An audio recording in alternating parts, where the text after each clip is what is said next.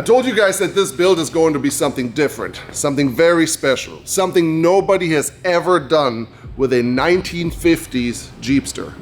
And today marks the beginning. In the last episode, I picked up my brand new Crane 14-bolt axles from Wide Open Design. Now it's time to actually start on this build. By the end of this episode, you'll know exactly how crazy Caesar is going to be. Today we're gutting Caesar down to the bones, setting up wheelbase, fitting the axles, and starting on the tube chassis and suspension. And Mikey's taking you behind the scenes, showing how this classic Jeep is about to become a high-performance adventure rig. Meet my 1950s Willys Overland Jeepster, Caesar. This thing was made to sit in a restaurant as a salad bar. From the outside, it seemed perfectly restored, but underneath, it's hiding some serious secrets besides the fact that it came with no drivetrain, no interior, and a really rusted floorboard. In other words, it is not perfect, but all we really needed was the skin, which we have. But first things first, what even is this thing? The Jeepster was Willys' weird attempt at blending a Jeep with a car. A two-wheel drive speedster with no hardtop, no full doors, and a whole lot of oddball charm. Built from 1948 to 1950, and in its final year, it's got that slick V-shaped grille. Only around 19,000 were ever made worldwide. So yeah, it's pretty rare, but rare isn't enough. What we're going to build out of this Jeepster is something that has never been done before. The goal here is to build a high-performance off-road adventure machine. Part rock bouncer, pre-runner, and overlander all mixed into one vehicle. This is my vision of a perfect trail rig, and this right here is where it all starts. Welcome to Project Caesar. Alright guys, so while I was gone, my brand new PRP seats arrived. I have not looked at them yet. Obviously, I configured them online on the PRP website, and I went with the most outrageous, most ridiculous combo I could possibly think of. So I'm nervous, to say the least. I'm nervous. So let's go check them out together and see if I completely messed up or if we got a winner here. So let's go. Oh my god. Oh, this already gives some away. Finest alligator leather. Whew. You ready? Let's go. Dude, that is sick. That is amazing. So I went with a winning combo of camouflage, alligator leather, and yellow stitching. Dude, tell me that this isn't the coolest seat you've ever seen. Those are the brand new PRP contour seats is what they're called. So I needed something that is a little bit more narrow because the top of this thing is a little bit more narrow than a classic TJ or YJ or JK top. So I wanted to make sure that we're not going to be shoulder on shoulder and have a seat that's a little bit more narrow. And I just love how it has all these openings. It looks cool. It looks really, really cool in my opinion. And man, this feels so freaking good. Heck yeah. And that's for the heated seats. Oh, look at you. The passenger gonna have a heated seat as well? Yes, sir. Oh, yes, sir. Thank God. Oh, dude, this is sick. Like, it's perfect. I've never measured for this, so this was kind of a blind shot.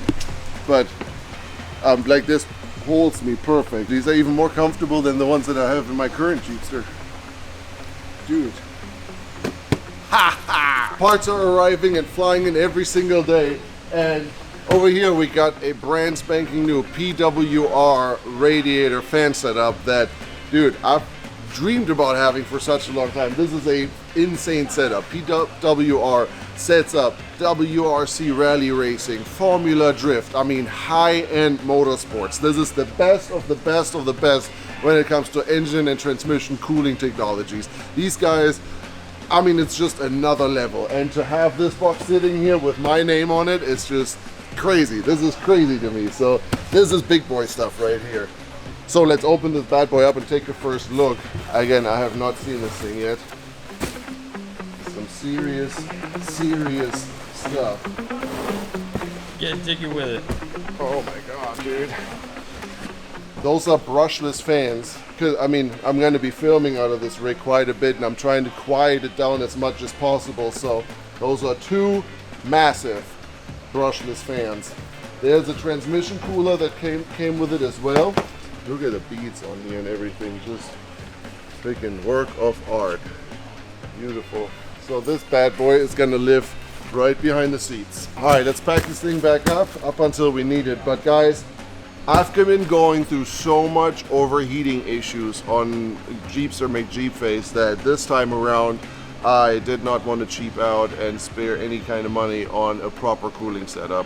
This rig is going to be beat on. This rig is going to live a very rough life, and the last thing I want is take over problems that I've had with Jeepster McJeepface into this new build. Like my personal theme for this build is learn from your mistakes. And that is really what this is going to be all about. In the last 8 years that I've had Jeepster McJeepface done, I've learned a lot. And the last thing I want to do is to duplicate any mistakes. And one of them was back then having a way too small of a radiator, just some cheap auto parts fan, not even a proper shroud on it at the beginning, and I was chasing overheating issues for months, years honestly, up until it is where it is now. So not doing that ever again. We're doing it right the first time this time with PWR.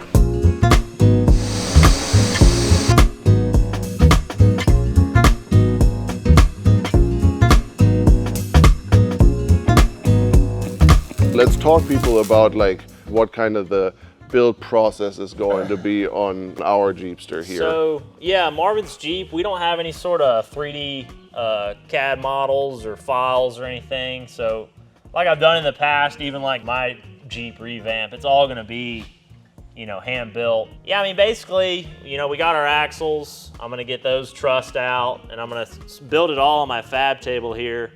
And I kind of have jigs that I set up that places the motor, the axles, and then from that point, you know, I'll kind of lay the belly out and decide on my like final like leading arm, trailing arm lengths.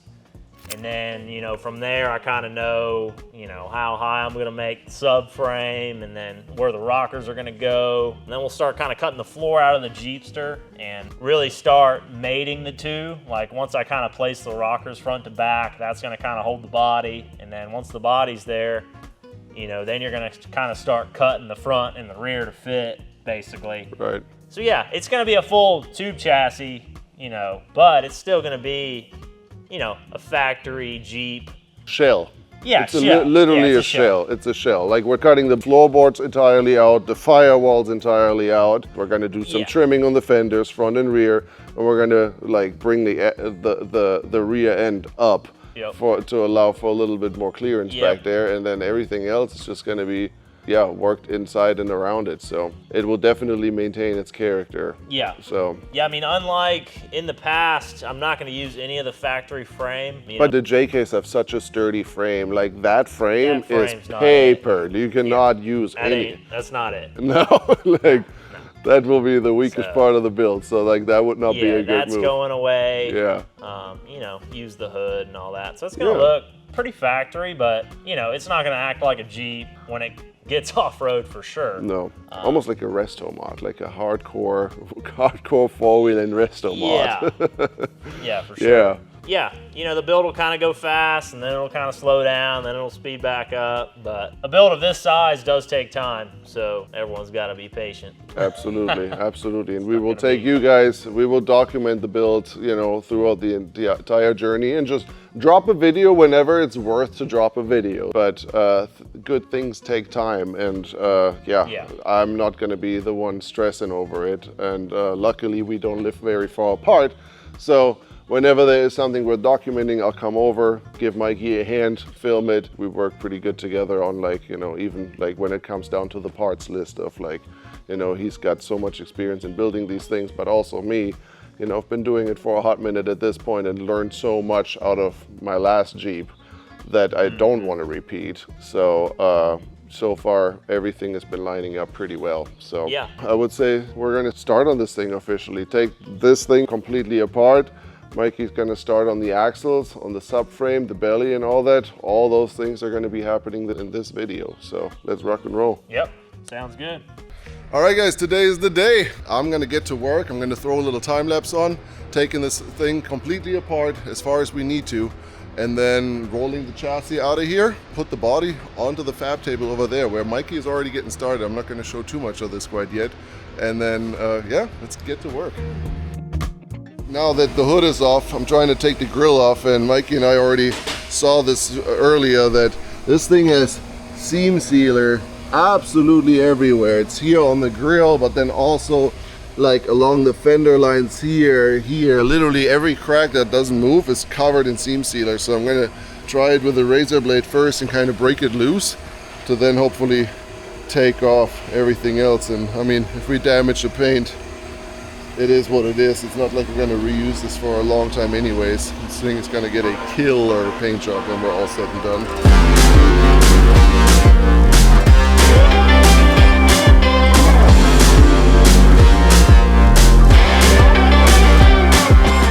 Seam sealer everywhere. It took me more time to cut through the seam sealer than to actually take the body parts off. But now I got it all done, and the seam sealer was married to the Bondo on a couple of ends. Mr. Bondo over here, I don't know if you guys can see that, but it is actually pretty substantial. I was told that this has a skim coat of Bondo on it. That looks like a lot more than a skim coat to me. I hope that we don't have more of these kind of surprises. This could make this a whole lot worse of a project.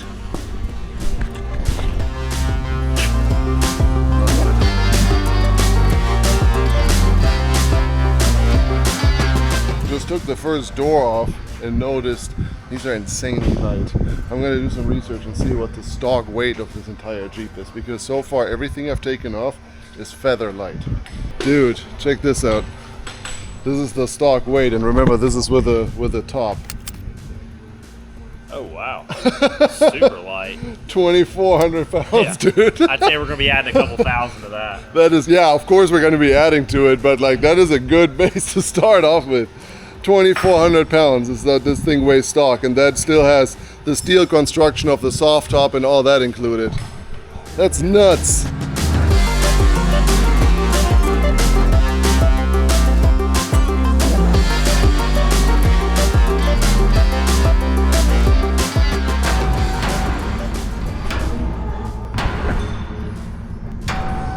Floor is honestly not as terrible as expected. Not that we need it, but I mean, it's got holes here, then this whole section is rusted, this whole section is done. Big hole here, some over there, some more here. Okay, it is actually pretty bad. Woo! I mean, that goes easier than expected. Alright, so this thing kind of just threw us a curveball. I was trying to locate the body mounts and then noticed like there's no, like you can't get to them. And then we realized that there's a floor above the floor. So now we're taking the floor above the floor off to get to the bolts to get the body mounts off. But Mike found a pretty good technique that seems to be more efficient in starting to cut. I started to like kind of mark them so you can just kind of sawzall around it, but that seems a lot more efficient. They actually come out? Perfect. I know, they don't build them like they used to. Wow. Well, oh, another one. That might be. Oh yeah. Woo. That is gnarly.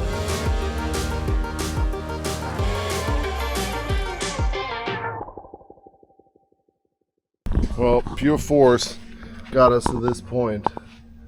Look at that, guys. There's nothing left. Sheesh.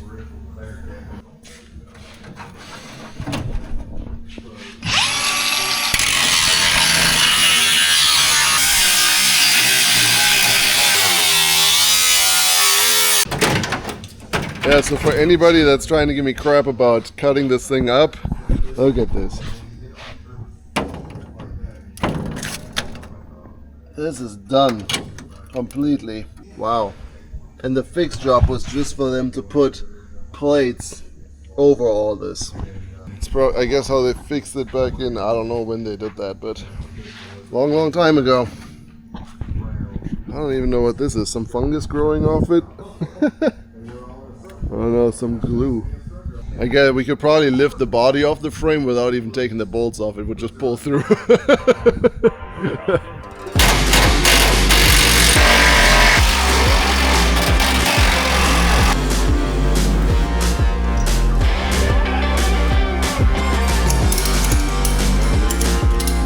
Alright, body goes off. Let's hope this thing doesn't taco into each other. We got it hooked up to the body mounts in the front and then to the salad bar structure inside the top in the rear. So.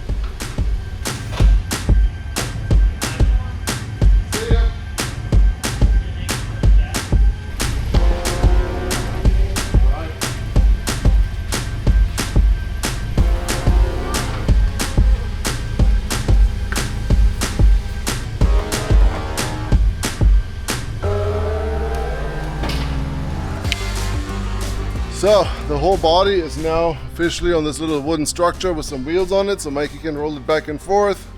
Everything that was attached to the body is off. So we got a blank slate with an extremely rusted floorboard. Here's the little dolly. This thing, honestly, with 4 guys, we probably could have lifted it off. It's really not heavy. Here's all the rest. Bam, that's it. 1950s Jeepster chassis. Chrome bumpers. Honestly, the chassis is not in bad shape. The whole front is in good shape. This really looks cool, man. Yeah, I like the crazy Yes. Looks really cool. raised X design. That's Basically Corvette front suspension, from what I learned. Like somebody commented, this is 1-to-1 exactly what a Corvette front really? suspension. Up until the C6, that was the suspension in the rear of a Corvette.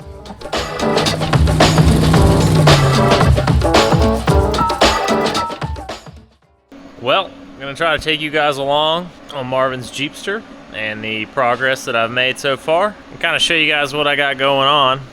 I got everything set up on my fixture table and I got both the axles centered and placed where I want them. This table is a 5x10.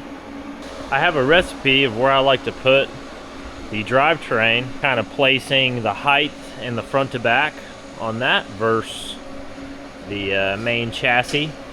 Lower cross members. The axles are sitting at full bump. Plans to have 13 up, 13 down in the rear, and 8 up, 8 down in the front. Plan on running a 14-inch shock in the front and a 16-inch shock in the rear. I built these trusses for the crane 14 bolts that Adam at Wide Open put together for Marvin. We got a good building block for upper link mounts, ram mount, and everything to kind of live. I made these trusses so that they're symmetrical on both axles. Center line here is center line between the kingpins, and it angles a certain distance and angles again, and all that is symmetrical side to side. And I got to make it nice and tight on the pumpkin. Should give us a good building block for building this Jeepster on. But yeah, this is Adam's crane axle program, 05 unit bearing. This is Magnum outers. Marvin's gonna be running a 40 spline inner and I'm guessing a direct drive Big Bell outer RCVs. So, you know, these are just my axle stands I made years ago. Basically, center line of axle to tabletop is where I want it for the up travel. It's actually a hair higher now than it will be because, you know, once I have my upper links laid out and I build the frame rails off of here, you know, I want to have a little bit extra room. So this is absolute worst case scenario, plus about an inch. The rear axle is the same thing. Homemade stands. You can see it's sitting up quite a bit higher than the front. Like I said, that's by design. We're going for 8 up in the front, 13 up in the rear. So this rear axle should be sitting about 14 inches above the tabletop. Same idea, it's running the 05 unit bearings as well. Crane axle. 05 unit bearing cups. I kind of did my own thing on the truss. You know, the 14 bolt chunks are kind of offset. Doesn't look symmetrical, but it is in fact symmetrical. It just looks kind of funky because you do have a longer tube in the passenger side, but all of that is going to work out good.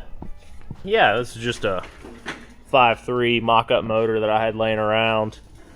That is Marvin's 4L80 transmission that we're gonna run. I think he's hoping to do a little bit of street driving with this thing, so having that overdrive over the Turbo 400 will be nice. Got a Weld 74 transmission to Atlas adapter. Super nice piece. It's gonna allow me to top mount instead of bottom mount, although it gives you provisions for top and bottom mount. Yeah, I don't like to put the transmission mount anywhere near the skid plate, because no matter how good you make the skid plate, it's probably gonna bend at some point. But yeah, so far I built a little subframe slash center of the chassis. It's all out of 2-inch DOM. The bottom tubes are quarter wall 2-inch, and that goes for these and the across. Don't want to play with any denting of tubes or bending of tubes if I can avoid it. The main idea for me with making this out of 2-inch is it gives me a good point to build the rockers out of 2-inch as well. At least the main kickers that hit the outer rocker tubes, because per racing rules, at least for a vehicle that's going to be this heavy, which, you know, this Jeepster's probably going to end up in the low 5,000 pound range ready to run.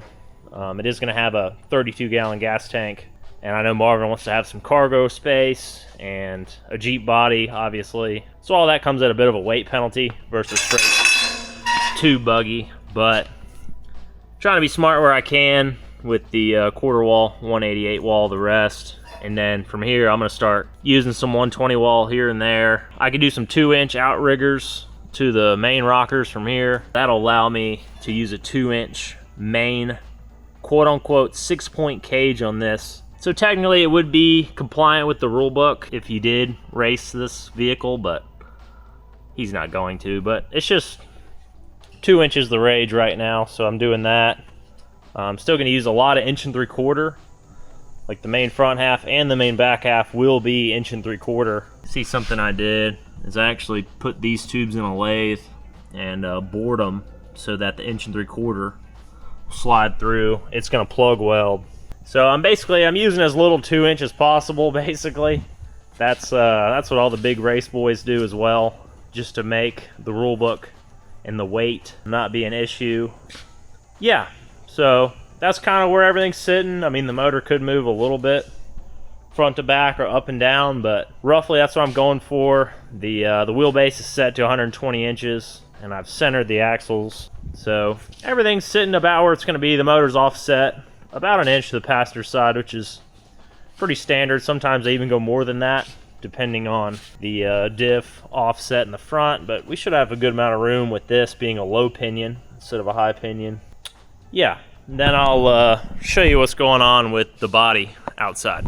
So yeah, this morning I did a little test fit of the body, and I've definitely realized that I needed to cut the rockers down in order to get the body low and the rock sliders and everything to work out how I want. So that kind of started a rabbit hole. I got it rolled outside because I don't like slinging rust. Bondo, a lot of Bondo is literally a 1/4 inch thick in spots to 3/8. And you can see right there, I mean, that is super thick, and I mean, you can see why. Looks like some questionable body shop work with some rust. You can see, I mean, they literally stuffed these rockers with Bondo. I mean, all that looked perfect before, but I started kind of wire wheeling this off because, like I said, I'm going to come down about 1 inch from here and cut off almost 5 to 6 inches of this bottom rocker off. That is going to get the body lower, and it's going to make the rock sliders and everything a little bit simpler, and is going to set it up good for like doing the floor tin and all that stuff. It's looking pretty good. Had my guy London, he cut out the floor last week. You know, you can see the factory 1950 sheet metal. I mean, some of this does look really good. It's not terrible. Like the back of the dash and all that still looks good. All this structure still looks good. We're gonna keep as much of the body as possible, but we're going for so much wheel travel in this Jeep that I think we're even gonna be lucky to have the tire even stop under this trim back here. And of course, like the factory Jeep was about a 108 wheelbase, and we're going for 120, so I think front axle is moving further out, and rear axle is also moving further out. So, you know, if center line of tire from the factory was here, I mean, we're probably coming back probably a good 7-8 inches. Probably get a nice radius on this. It's kind of yet to be determined what happens back here. We went ahead and kind of bobbed it, hung way down in here. We kind of took 2 birds with 1 stone. We kind of just cut the floor out and bobbed the back. But like I said, I'm betting, you know, from here back, we're not even going to keep any of it.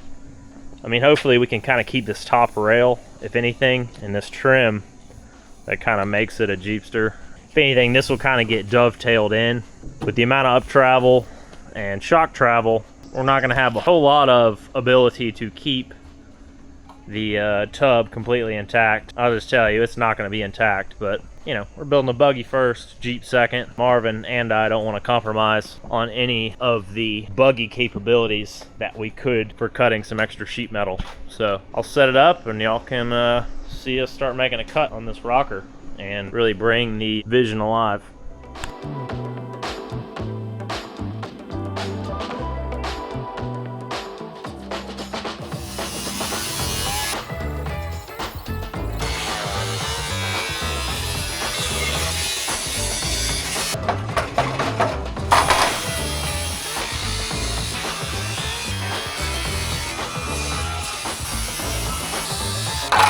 Rockers are cut off. You can see you cut about 5 inches out of the rockers. That's gonna get our rock sliders tucked up and our body sitting a little bit lower. So you can see the new body line. Look at this side, same idea. It's a rough cut, but it'll get me started, and that should put the body a lot more where we need it.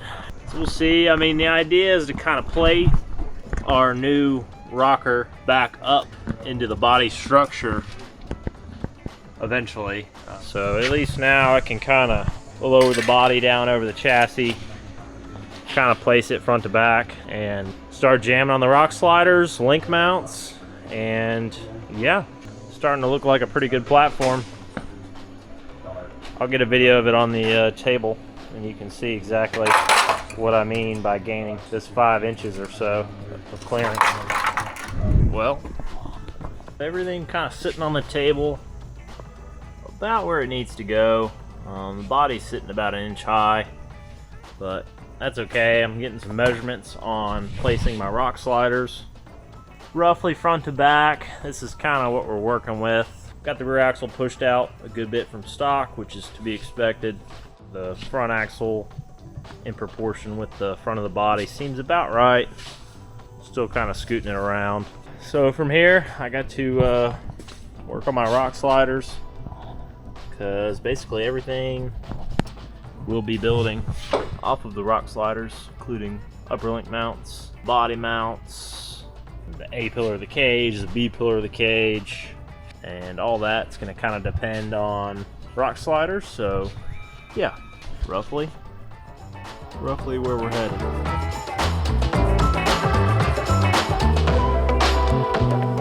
Yeah, I'm working on proportions and engine placement in respect to the factory firewall. Hood's on. I got the grill marked over here. Went ahead and took the headlights out, and gonna trim a lot of this fat off. The grill on this is just gonna be the shell. It is not gonna need any of this structure, and it's super heavy. So yeah, cut all this stuff out. You know, the body used to kind of mount here, and I believe the radiator and everything used to mount to this, so it's pretty beefy. Okay, I got the grill cut. Just kind of took all that junk out, and yeah, now I got a pretty good idea. You know, it's roughly in place. I definitely think this whole bottom rib is going to end up getting cut out for clearance and the bumper and all that. Luckily, this grill is already pretty narrow, so shouldn't have to really narrow it any, I don't think, especially with these axles. Right now, at least half the tire will be sticking out the front. So to make the proportions right, I'm gonna scoot the body forward, get it all square again, kind of see what we're working with proportion wise. My big debate is getting the front and the rear of the wheels and tires and the body and everything to land right. I mean, obviously these are mock-up wheels and tires, slightly larger than the tires that this Jeep is gonna get, but I don't really think I can go forward with the body anymore because of this distance here is already not a whole lot, because once this tire turns to full lock and full flex, I'd say it's gonna, you know, it's gonna be all up in the body, so I don't think I can really change that. See kind of where it's landing in the factory wheel well in the back. Overall, I mean, you can kind of see how the head of the LS is kind of protruding into the cab a little bit, which is normal. It's going to be somewhat tight in there, but it seems pretty doable. And really, this front tire replacement should allow a little bit of room to sneak a bumper and a winch in front of this grill and still be pretty close to a 0-degree approach angle. I mean, if that, even with where the body's at, the winch might stick out a hair more than the tire, but shouldn't be a big deal. Once I get the rocker tubes out from the subframe, or the belly, it's going to come out, and then this body is going to drop down, you know, probably an inch, inch and a half, and that's also going to make the tire clearance and all that even tighter up here. Like these rock sliders, you can see this body has a radius. Obviously the table is dead straight, the edge of the table. You can see how much it radius is inward in the front. The overall distance front to back, it does taper in the front 3 or 4 inches. So I'm gonna work on seeing if I can get the rock slider tube to kind of follow the contour of the body a little bit. But that will be challenging because, you know, I am gonna make these rock sliders out of quarter wall tubing, and quarter wall tubing does not like to bend or be rolled, at least not in my equipment. So we will see if I can kind of get that radius into the tubes. Just stuck the rockers into my tube roller, and I think I have it pretty much dead on. You can see how much radius factory body has. Roll some more tube and get these stuck on. You can see I got all 4 main tubes rolled. This is the main rocker tube, and you can kind of tell how it matches the body line perfectly. This main 2-inch quarter wall tube is going to be basically splitting. The top of tube will be basically on the outside of the body here, so leaving about a 1 inch sticking out, 1 inch in. Also went ahead and rolled these 1 3/4 quarter wall tubes. They are going to be like the step portion, or the kind of the raised portion of the rock sliders that'll stick out. It'll kind of be something to step on, or if you need to well, or just deflect the body off rocks. With the help of these fixtures, should be pretty smooth sailing to get them attached. The body is pretty square considering it's a 1950, but it's not. It's definitely not perfect. One side is pitched a little further forward if I get the side to side exactly the same. So I kind of split the difference, but I'm still building the chassis square, and it's a small enough difference nobody's ever gonna know. There's gonna be some tubes that kick into the belly here and go out, and then front and rear, and then from there it's just gonna be upper link, lower link. Then the chassis can actually start going out the front and the back once I kind of have all that as a placeholder. Yeah, I think this came out pretty good. Really like the rolled rock sliders that match the body line.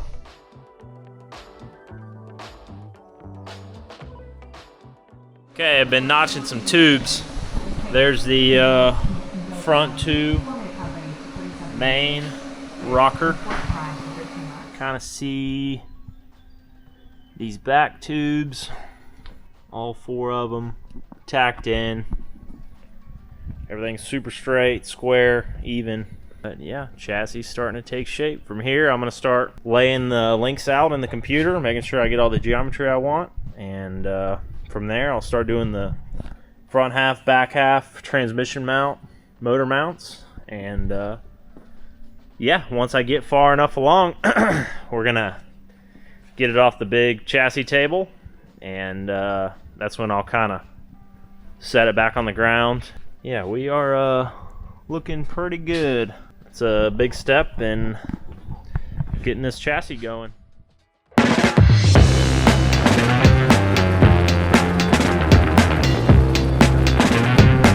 It's been a couple of days since I've been over to Mikey's, so today we're gonna drive back over there, catch up with Mikey, see what else he's got going on. He's been sending me a bunch of awesome photos to keep me updated on the project, but I'm too curious. I want to go over there. I want to check it out in person. I want to show you guys. I want to see what kind of parts have arrived in the meantime, and also discuss a little bit about the next couple of weeks with him and what we are going to do next. For example, engine. You know, where I'm getting pretty close to pull the trigger on the motor, so I want to discuss that with him a little bit more, and a few other things. So it's gonna be fun. Can't wait to see what this magician has done to this Jeepster so far. So I'm pumped to see it. So let's jump into the Jeepster, make Jeep face, and head back over there.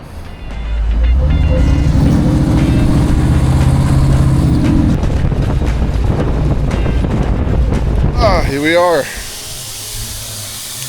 back at the Mikey factory. What up, bub? Good to see you. Yeah. What's up, dude? It's looking like something. That's freaking awesome, dude. Holy cow. Wow. Wild. Dude, this is so badass. Crazy. So, PVC upper control arms. Yep. So, I mean, this is the mock-up shock. Okay. Is what that's.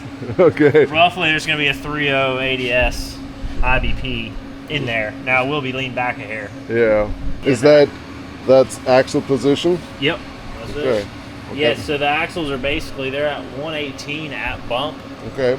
But as they come down, the wheelbase will get longer, so it'll be right at 120 Nice. when it's at ride height. That'll definitely, we're gonna lose everything to here. Oh yeah. Which that's fine. That's totally fine. Yeah. Totally fine. Yeah, it's just been tricky. Like, the funkiest thing about this body is it's so narrow up front. Yeah, this part, that's what I was asking, like, because it's not like a JK or a TJ, like you have less room to deal with. Yeah, the front's definitely a tighter package. So I mean, you're still gonna have a pretty decent opening. I mean, you might have room for a very small, like, dead pedal or something. Yeah. Aside from the brake and the gas pedal, but back here it's pretty much TJ width. Yeah. At the door. Cool. So, you know, from here to here, it's pretty normal, but then that... Here it all goes in, here it narrows in, yeah. Yeah, it does narrow quite a bit. One thing I thought about the other day, I never had a seat in this thing. I never knew, you know, there's some older cars, you sit in it, and then the windshield frame is like right here. Yeah, exactly. Yeah. So here we can give myself some extra headroom as much as we can at least afford. Yeah, you know what I mean? Pretty much gonna have to just put the seats as low as possible. Yeah, exactly. In my mind, we'll make it work with the windshield, but I think if you're in the southeast, just going to your typical off-road trip, you're probably going to take it off. Yeah, exactly. Because it is going to create quite a blind spot. Yeah. It is creating a blind spot, plus you're just going to bash into it, you know. And like on my current Jeepster, like we put a huge like armor plate around here just to, you know, give it some extra stability, but like, I don't know if I want to go this far again. What do you think about like body armor? Like, this is all paper thin. Do you think we could do like a cowl armor on this thing or something that goes down to here? Yeah, we definitely could. It wouldn't hurt. I think so too. I mean, I'm gonna bash the this is gonna be. I mean, this area and like back in here is gonna be tough. Yeah, for sure. It's getting another tube, kind of like a step. Yeah. So that should help keep you, off keep me the out body of here. But as you know, when you really lean into something, it's still gonna hit. Correct.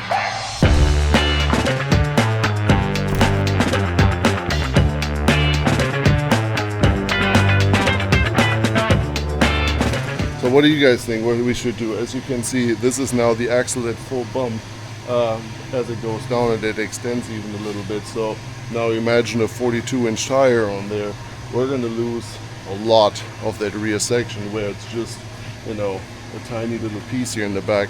How do you guys like the idea of basically as soon as we have the trailing arm set up and know the shock angle, to cut the body exactly in that same line and move it back, so and then expose a little bit of tube chassis and shock.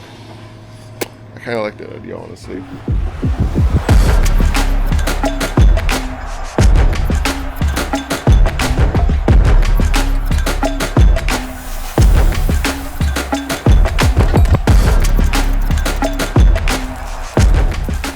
All right, Mikey, so for everybody watching us here right now, why don't you kind of give people a quick rundown of like who you are and how you became an off-road fabricator, what your universe as an off-road fabricator looks like pretty much in your... Well, I started at a very young age. I was always into taking stuff apart, putting it back together, and then I got a Jeep very early on, and of course I wanted to learn how to weld and work on it.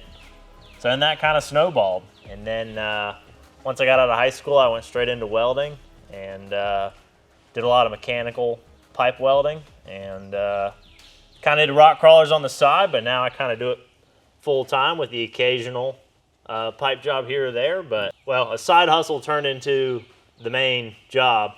But yeah, that's kind of how I got started. Yeah, I mean, we've known each other for now, like, what, 4 or 5 years probably, something like that. And, like, 4 or 5. Mikey always had, like, a different idea of performance and quality and off-road builds. Like, it was always pretty fascinating for me to see, like, on your rig or even your brother's rig and, like, everything that kind of came out of here of, like, the level of performance and how you're just not going with what the mainstream off-road stuff kind of goes, like everybody else using, you know, your typical, I don't want to name drop anybody, but like your typical off-the-shelf off-road brands, no matter in what quality level, and you were always kind of the guy of like, screw all that, I'll make my own, and it always ended up working better. Yeah, that's the thing, is like when I first started really doing the fab heavy, I'd buy some of the builder parts and the brackets. You know, I just kind of learned on the first few, like, you know, how do I want the 4-link to work? Yeah. You know, what angles do I want for the links? What lengths? How much bump do you really need? How much shock travel? And how much wheel travel can you get out of a shock, depending on how you mount it? Yeah. And then just kind of trial by error, just kind of learned what I liked, what I didn't like. And now I kind of have a recipe, so I kind of know, you know, what I'm shooting for, 4-link wise, or wheel travel wise, or wheelbase, you know. It's taken quite a few to kind of get to Which that is, point. absolutely. But yeah, and that's the thing, is the sport's evolved so much over the last even 5 years. 5 years, yeah. Like nobody had trailing arms hardly 5 years ago. Well, the LS was pretty common, but now it just dominates the market. Yeah. And that's the other thing, like having a 14 bolt in the front, like in Marvin's new Jeepster, that was not normal 5 years ago, but now it's like, oh, you don't have a 14 bolt front? Yeah, but even like, you know, looking at something like this, your next iteration rig, like there's not a single off-the-shelf part on there when it comes to like frame rails, brackets, front half, back half. You're completely taking different approaches on suspension and whatnot, and just, I don't know, it's just that one level up. And what I always really liked about it is like, it still maintains the Jeep look. It's not just a buggy with panels, but it is literally a buggy dressed as a Jeep. Like those are all actual Jeep parts that are on it. And like, it just has so much more character when it's done. So much more character. Because, I mean, there's a lot of buggies out there with a fiberglass hood and grill, but they're not Jeeps. I mean, they look like Jeeps, kind of. But they're not Jeeps. And like, that has a matching VIN body and frame rail. Yeah. That is a Jeep. The door surrounds a Jeep. The door's a Jeep. But then when you open the door, you got a, I don't know, 3-inch gap, and then the actual rig then the buggy starts. Yeah. It's really kind of big in the prerunner world, where people are like building chassis for their trucks. And that's a good keyword, because in my opinion, what you're doing is you're taking what the guys out west, the luxury prerunners and whatnot, you're taking that idea, but you're bringing that into trail riding, four-wheeling. You know what I mean? Yeah. So that's really where I see you and your work. That's where I would categorize it. It's like luxury, high performance trail rigs. You know. Yeah, just something a little different than, you know, a pile of tubes with you know, a fiberglass hood and grill. Correct. Absolutely. Which there's nothing wrong with that. To each I like their that own. market too, but Absolutely. you know, the specialty kind of buyer like you or somebody else, you know, they want Jeep Yeah. that can do buggy stuff, but is really a buggy, but not, you know, a buggy that looks like a Jeep. It's a weird market, but it's there. It's a really, really good recipe for a hybrid, so to say. It has all the pros of a Jeep and all the pros of a buggy, and it's just a really healthy recipe of that. Yep. Every time I take this thing out, it's freaking raining. Anyways, we're done here. I hope you guys enjoyed the episode. I'm going to keep you guys posted, obviously. As soon as we have an update and more to show, the next video will come out. So make sure you subscribe to the channel to keep up to date with everything that's going on the Jeepster project and obviously everything else that's going on. We got some really, really, really cool things coming your way. So subscribe to the channel and I'll see you guys next time. Bye-bye.